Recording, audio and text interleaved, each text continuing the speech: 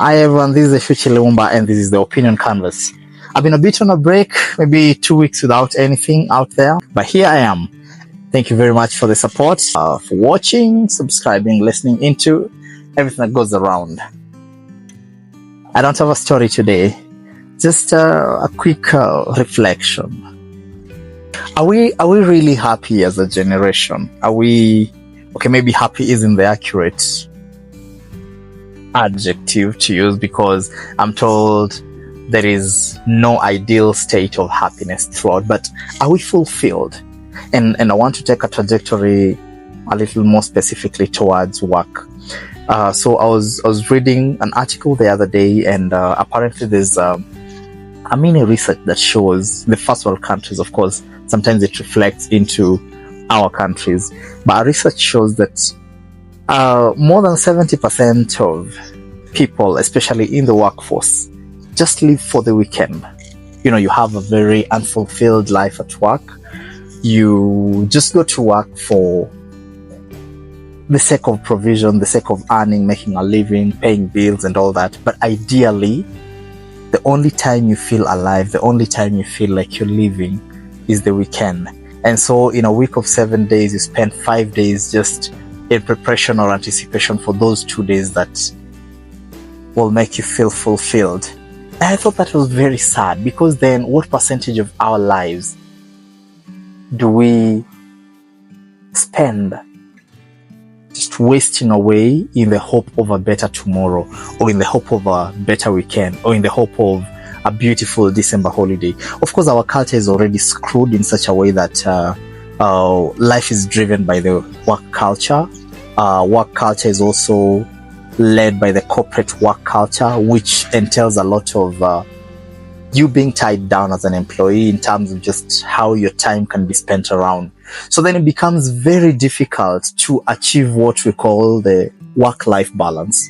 So a lot of us get very successful, okay, very ambitious of a word, but some of us focus more on career and work, and then we forget the work life, the fulfillment part of life. And so it shows, like, too much work and play makes Johnny, is it John a dull boy? Is it Tom? John, I think so. Yes, I think it shows in our society very evidently. And I was just thinking the other day about myself, and when I remember making some vital decisions in my life, and I noticed a lot of us suffer from living for our goals. And don't get me wrong, there's nothing wrong with living for our goals, but I feel like because of the way we have been cultured and oriented to set our goals, they become all that our focus is. Of course, the societal expectations, cultural expectations. You are told a man needs to be driving at 25, then now that becomes your life goal. So you are an 18-year-old boy, but you cannot enjoy each and every day of your life because you're anticipating the day when you'll actually get your first ride. Then you get that first ride, and it's not as fulfilling as you thought it would be. It was just a box you were trying to tick. You go past that, then now you're told, now you need to get a girlfriend or marry at this particular age. And so again, you abandon your life and you start now chasing that goal. So what I'm saying is, you have, let's say, 5 years that you've paced out for yourself before you can achieve a major goal. And in these 5 years before the goal is achieved, if at all it actually gets achieved, because that's another story, in the 5 years, you are living in limbo. You don't enjoy every day of waking up, because every day you're waking up, you're wondering, how much am I saving today towards that? Am I doing enough? This deal did not go through. So any tamperage in your routine or schedule that interferes with your prospects to reach your goal just sets you back in terms of how fulfilled you are in life. And I was telling you how I made a decision around this. This will sound very, very, very cliche, but someone once told me that if you want to go around this life with some elements of livelihood, you have to understand that much as you have long-term goals, you have to find a way to very, very, very much scrutinize your goals and dissect them into very tiny consumable, let me call them routines. Yeah. So I want to have saved 100 G's at the end of the year, or I want to have bought my favorite bike at the end of 2 years. How much does this bike cost? It costs this much. What will I need to save gradually by the end of each month, or maybe each week or each day, depending on what you're doing, to be able to achieve? Then now break this down. But now that is a very economical way to look at life, and sometimes not practical, because we cannot anticipate our needs and our financial needs enough times. So that is what I was advised. But this is my own discovery. I realized that sometimes we spend away so much thinking of how we earn, what we make, and we forget that these things are usually built by routines. How much you earn, what you do with your day, how much productivity you're able to extract from your day is driven by how your day runs. And routines vary, but that is where the basis of it all is.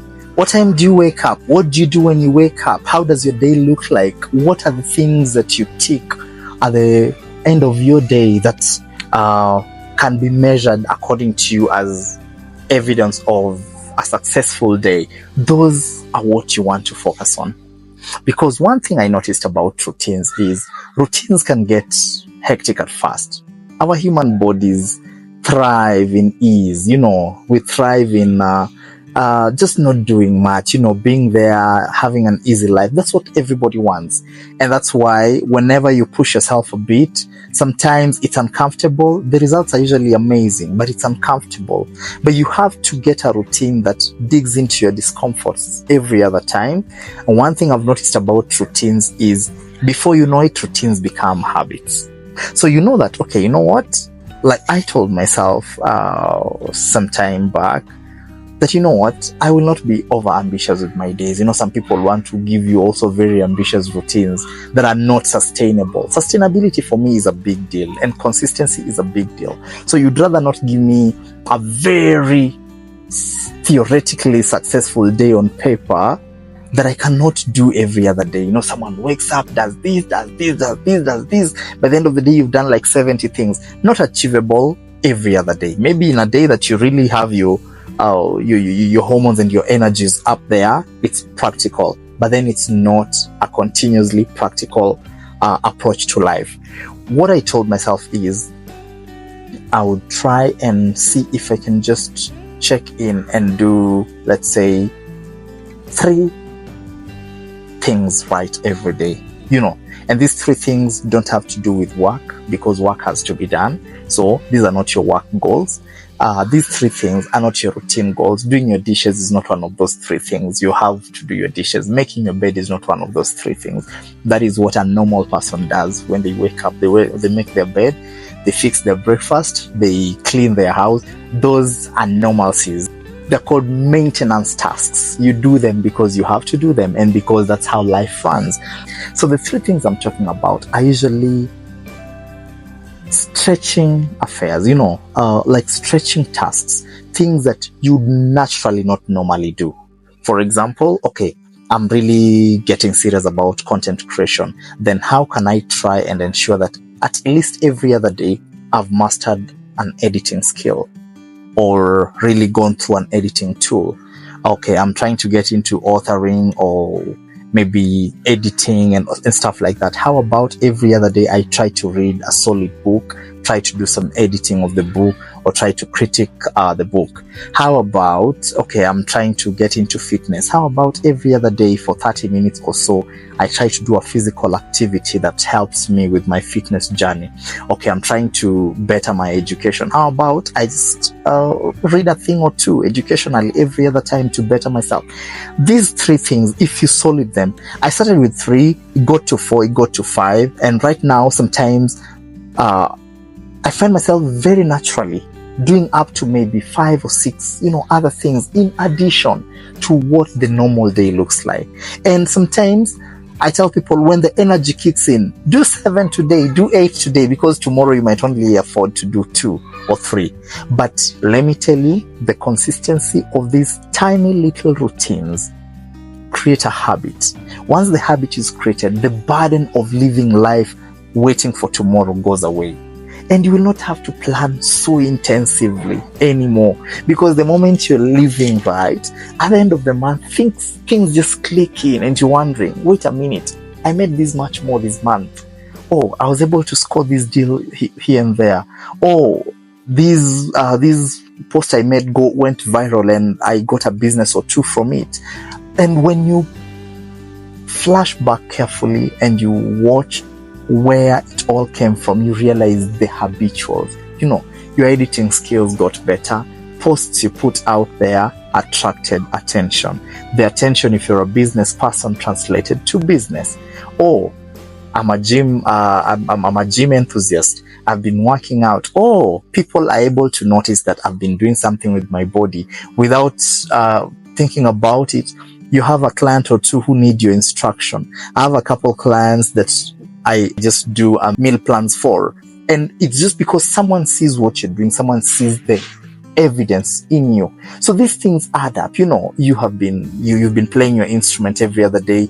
Your songwriting has just gotten there. Your music is getting attention. Whatever it is you're doing, routines create habits. Habits will bring a lifestyle. The moment you're now living a lifestyle that has habits, wasi watakuwa na kuangalia huko nje wanasema msee anakonga mtiaji anajifanya. No, but you've created a routine around your life. It also helps you with boundaries. It also helps you with let me say, being strict. You're strict with your time. Manze, this and this time I need to be sleeping. This and this time, I'm in your neighborhood, manze, can I hala? No, you're in my neighborhood. You didn't tell me, we didn't plan about this. So you just go. Next time we plan, you can hala. Maybe right now I'm in my rest mode. I just want to relax. Those routines, they make you live every other day with fulfillment, rather than have to wait for the weekend, rather than have to wait the end of the month for you to earn the salary and, go break a bone in the clubs and all that. You don't have to wait for the end of the 5 years for you to get a house that you wanted, for you to be fulfilled. Because when you live for your goals, they don't fulfill you. They always unlock a different thing, because it gives you an illusion that when I get this, I will be satisfied. But one thing I learned at a very young age, and in my business studies class, I learned that human needs are insatiable. You will never get to a point where you're like, now I am where I want to be and I'm satisfied. No, you build contentment through creating a very blueprinted life that is involved of routines that create your habits, and your habits give you a lifestyle that you want. And then you just pursue one day at a time. Enjoy every minute of your life. Get sad for a minute, wake up, open your eyes, realize you have a lot more to live for. And that's how life is. I think maybe with an adoption of that, we could get a little better with the way we look at life and with the way we live our lives. This is the Opinion Canvas. Thank you for watching. This is Eshuchi Lumumba. Thank you.